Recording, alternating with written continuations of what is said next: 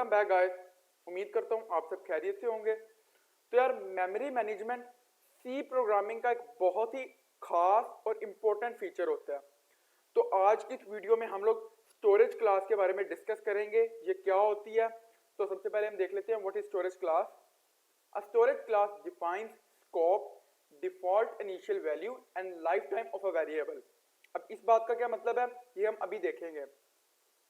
In previous lectures, we saw that dynamic memory allocation is a way in which the size of a data structure can be changed during the runtime.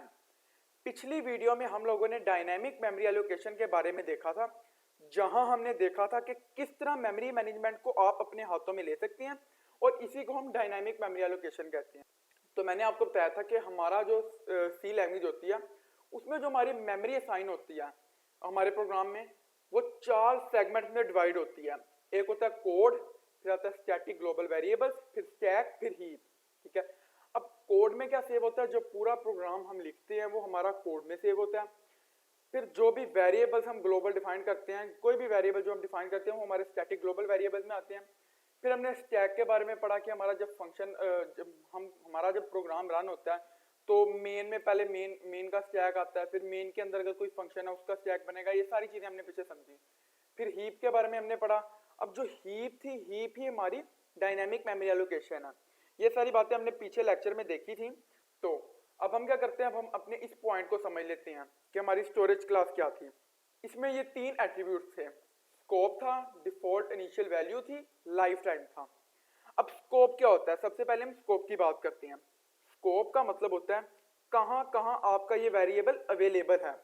यानी कि मान लो आपने एक programme लिखा, आपने ये मान लो एक इंट मेन फंक्शन लिखा, इंट मेन, या आपने एक फंक्शन लिखा। ठीक है, अब इसके अंदर आपने एक वेरिएबल डिक्लेयर किया, मैं कहता हूं इंट ए, इंट ए। ठीक है, और यहां पर आपका जाके फंक्शन पूरा क्लोज हो रहा है। अब आपका ये जो इंट ए है इसका स्कोप कितना होगा, इसका स्कोप होगा इतना हिस्सा। बाकी आपका इधर ऊपर जो भी फंक्शन है उसके अंदर आप इंट ए नहीं यूज कर सकते, वो आपको एरर देगा। यानी स्कोप का मतलब है वो एरिया जिसके अंदर आप अपने ए वेरिएबल को यूज कर सकते हो। क्योंकि हमारा इंट ए एक लोकल वेरिएबल है, वो हमारे इंट मेन का वेरिएबल है, तो हम उसको इंट मेन से बाहर यूज नहीं कर सकते। यानी स्कोप का मतलब है कि उसकी हदूद कितनी है, वो कितने हिस्से में हमारा जो ए है वो हम यूज कर सकते हैं। उसको जितने हिस्से में हम अपने ए को यूज कर सकते हैं प्रोग्राम के, वो उसका स्कोप होगा। उसके बाहर हम अपने ए को यूज नहीं कर सकते। अब डिफॉल्ट इनिशियल वैल्यू क्या होती है? डिफॉल्ट इनिशियल वैल्यू होती है कि मान लो जितना मैंने ये इंट ए एक वेरिएबल लिखा, अब मैंने इसको खाली डिक्लेयर किया, मैंने इसको इनिशियलाइज नहीं किया, तो क्या होगा अगर मैं इसको प्रिंट करने की कोशिश करूंगा तो ये क्या करेगा, ये गार्बेज वैल्यू उठा के मुझे वो प्रिंट करा देगा। यानी जब मैं इसको खाली डिक्लेयर करूंगा तो मेरे इंट ए के अंदर, ए वेरिएबल के अंदर मेरे कोई भी गार्बेज वैल्यू स्टोर होगी। लेकिन अगर मैं इसको डिक्लेयर कर दूंगा तो क्या होगा, फिर हमारी वो वाली वैल्यू उसके अंदर आ जाएगी। अब लाइफ टाइम का क्या मतलब है? लाइफ टाइम और स्कोप में जो फर्क होता है वो ये है कि स्कोप का मतलब है कि कहां तक आप उस वेरिएबल को यूज कर सकते हैं, और जो हमारा लाइफ टाइम है उसका मतलब है कि आप हमारा ये जो वेरिएबल है इसको कब तक यूज कर सकते हैं, यानी कि लाइफ ऑफ दैट वेरिएबल।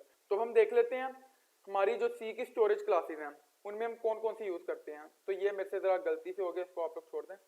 एक हमारी होती है ऑटोमेटिक वेरिएबल्स, फिर आते हैं एक्सटर्नल वेरिएबल्स, फिर स्टैटिक वेरिएबल्स, फिर रजिस्टर वेरिएबल्स। ठीक है, अब ये 4 तरह की स्टोरेज क्लासेस होती हैं। अब जो हमारी ऑटोमेटिक स्टोरेज क्लास होती है वो हमारे ऑटोमेटिक वेरिएबल्स बनाती है। फिर इसी तरह एक्सटर्नल स्टैटिक रजिस्टर, ये भी एक्सटर्नल स्टैटिक रजिस्टर वेरिएबल्स बनाती हैं। तो इन चारों को हम अब डिटेल में देख लेते हैं कि ये क्या है। ऑटोमेटिक वेरिएबल सबसे पहले हम देखते हैं।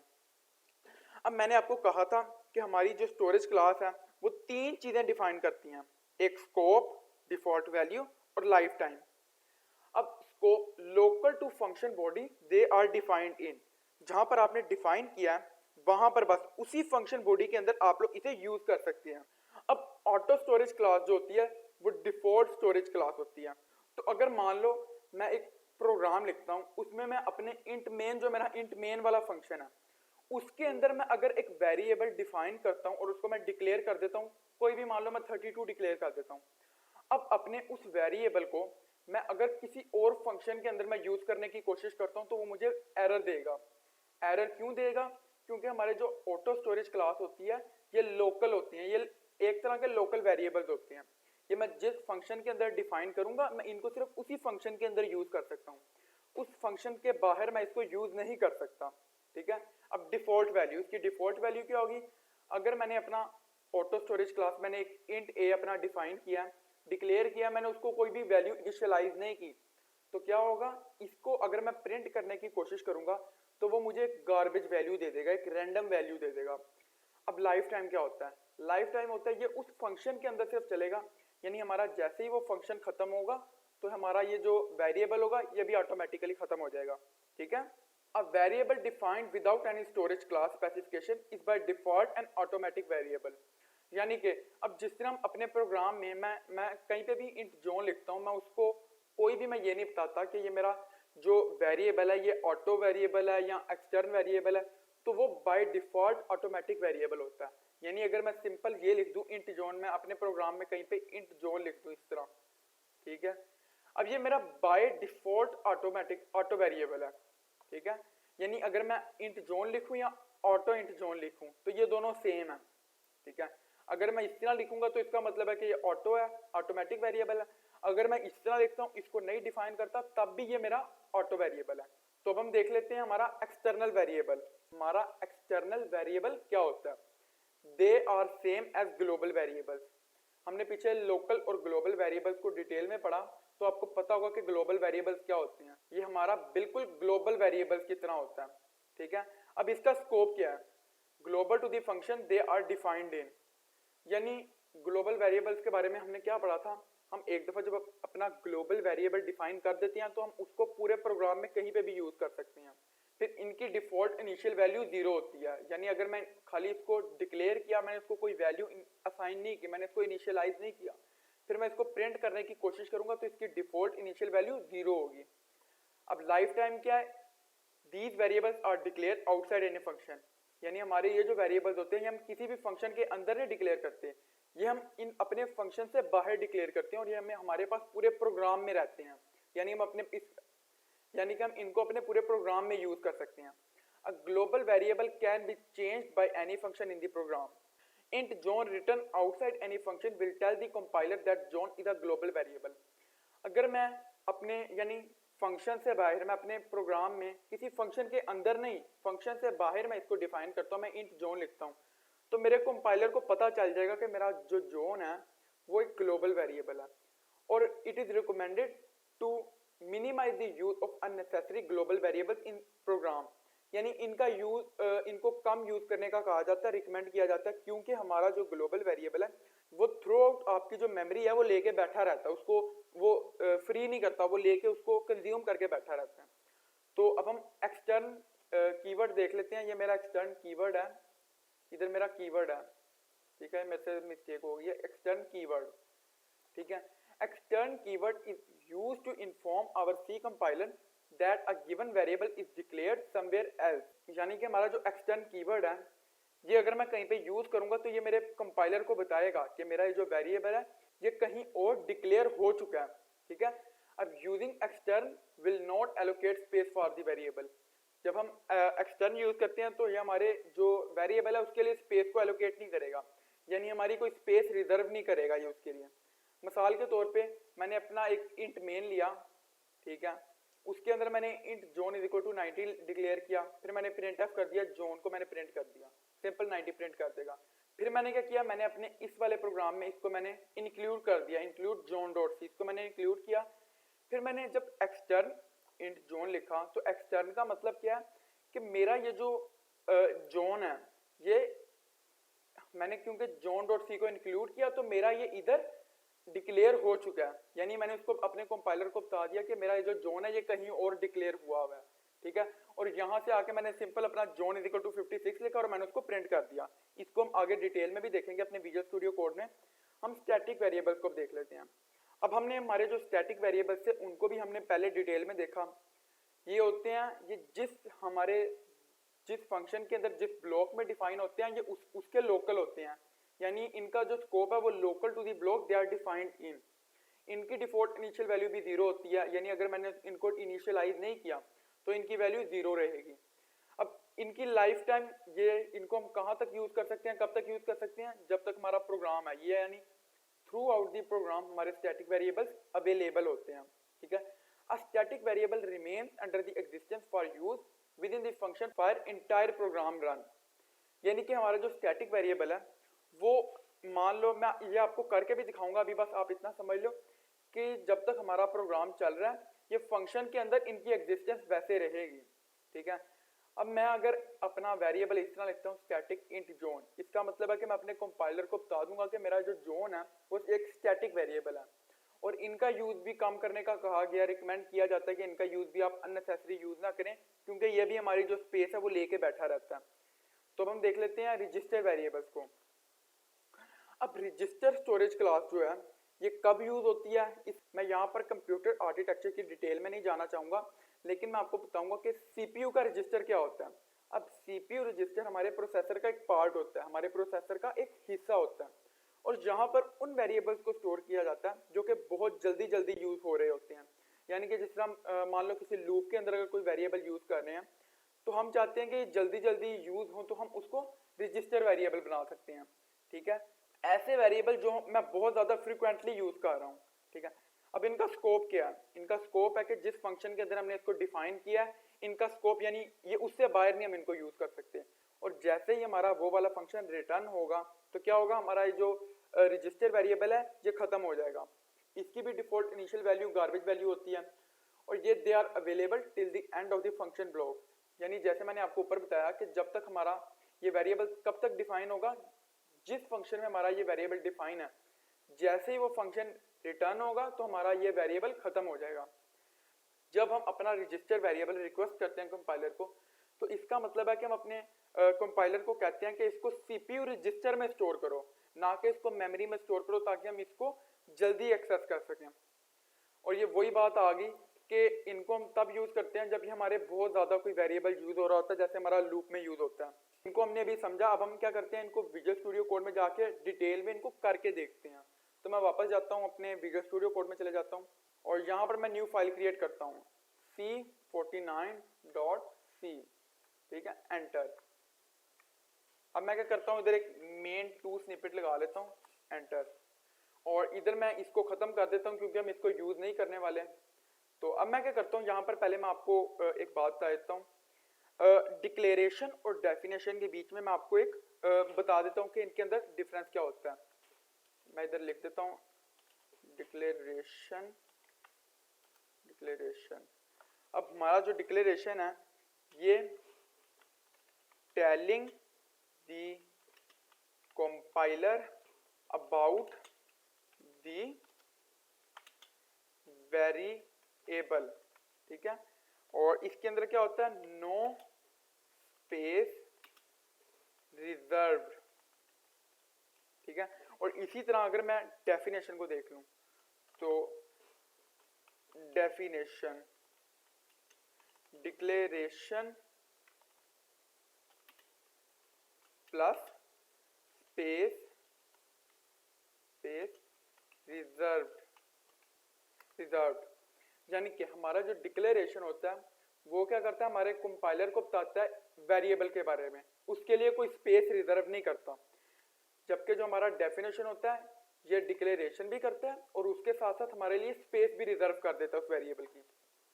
तो हम आगे चलते हैं और देख लेते हैं। सबसे पहले मैं क्या करता हूँ, मैं इधर आता हूँ, इधर मैं एक फंक्शन मान लेता हूँ इंट माई फंक, और इसके अंदर मैं क्या देता हूँ इंट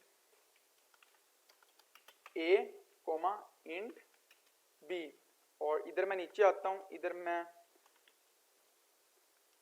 इसके अंदर मैं लिखता हूँ इंट सम सेमीकोलन एंटर, मैं लिखता हूँ sum is equal to a plus b semicolon, और नीचे मैं सिंपल लिखता हूँ रिटर्न सम, और इधर हम सेमीकोलन लगा देते हैं।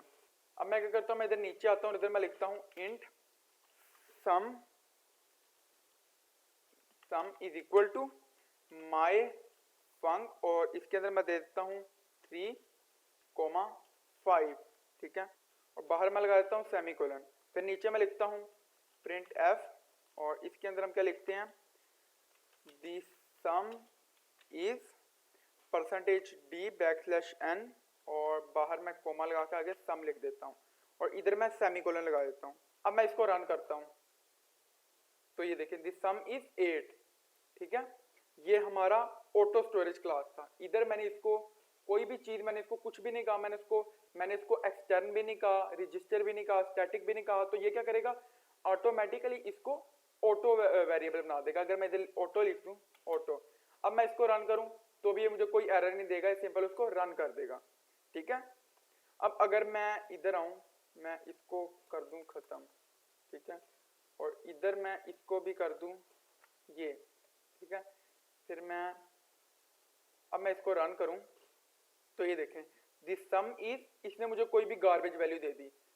ये इसका क्या था, डिफॉल्ट इनिशियल वैल्यू इसकी क्या है, जब मैंने इसको कोई भी चीज इनिशियलाइज नहीं की इन सम को, तो उसने क्या किया, एक गार्बेज वैल्यू मुझे दे दी। तो ये था हमारा auto variable, auto storage class. अब हम देख लेते हैं ग्लोबल स्टोरेज क्लास का क्या मतलब है। इधर मैं लिखूं इंट सम सेमीकोलन, ठीक है। अब इसकी डिफॉल्ट वैल्यू क्या होगी, इसकी डिफॉल्ट वैल्यू 0 होगी। इधर मैं इसको भी खत्म कर दूं सिंपल। अब मैं इसको रन करूं तो दिस सम इज 0। मैंने उसको कोई भी चीज इनिशियलाइज नहीं की तो उसने क्या प्रिंट कर दिया, उसने सिंपल 0 प्रिंट कर दिया। 0 क्यों प्रिंट किया, क्योंकि इसकी जो डिफॉल्ट वैल्यू है वो 0 है। अगर मैं इसको कुछ इनिशियलाइज करूंगा तो ये क्या करेगा, मैं इसको कुछ इनिशियलाइज करता हूं तो वो सिंपल वो प्रिंट कर देगा, ठीक है। तो अब हम देखते हैं एक्सटर्न स्टोरेज क्लास को। मैं इसको क्लोज करता हूं, इधर मैं एक न्यू फाइल क्रिएट करता हूं temp.c, एंटर। इधर मैं अपना main2 स्निपेट लगा लेता हूं, main2। इसको मैं कंट्रोल एस से सेव करता हूं। इधर मैं वापस आता हूं और इधर मैं कर लेता हूं एक हैश इंक्लूड और इधर मैं आऊं, इसके अंदर मैं लिखूं temp.c, ठीक है। और इसको अगर हम रन करके देखें अपने इसको, तो ये क्या कह रहा है, previous definition of main was here. क्योंकि मैंने इधर अपने मेन को पहले किया हुआ है तो मैं इसको अगर कर दूं, अब मैं इसको रन करूं तो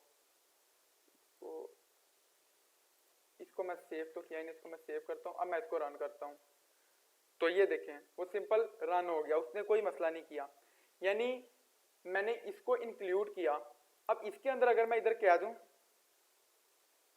इधर मैं लिखता हूं इंट माई वेर और इसको मैं इधर डिक्लेयर कर देता हूं। इसको मैं कंट्रोल एस से सेव करता हूं, मैं इधर वापस आता हूं। इधर मैं सिंपल लिखता हूं, इसको मैं करता हूं ये, नीचे मैं लिखता हूं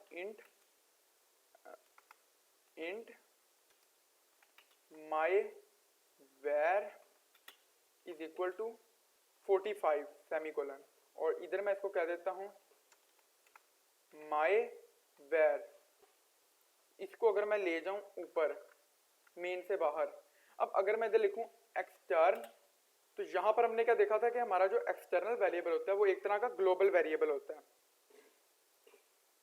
मैं अगर इधर करूं इज इक्वल टू 988 और इसको कंट्रोल एस से सेव करूं, अब अगर मैं इधर इसको इस तरह करूं, अब मैं इसको रन करूं तो ये देखें दिस सम इज 98। उसने 98 क्यों किया, हमने इंट माई वेर को, हमने एक्सटर्न का क्या मतलब था कि इसका मतलब था कि हमारा जो माई वेर है वो किसी और फंक्शन में जिसको हमने इंक्लूड किया उसका है।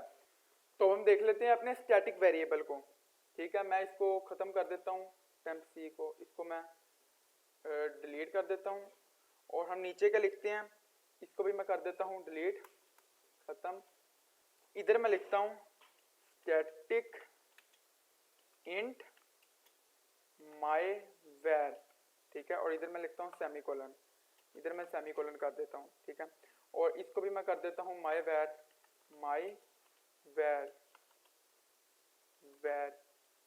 ठीक है।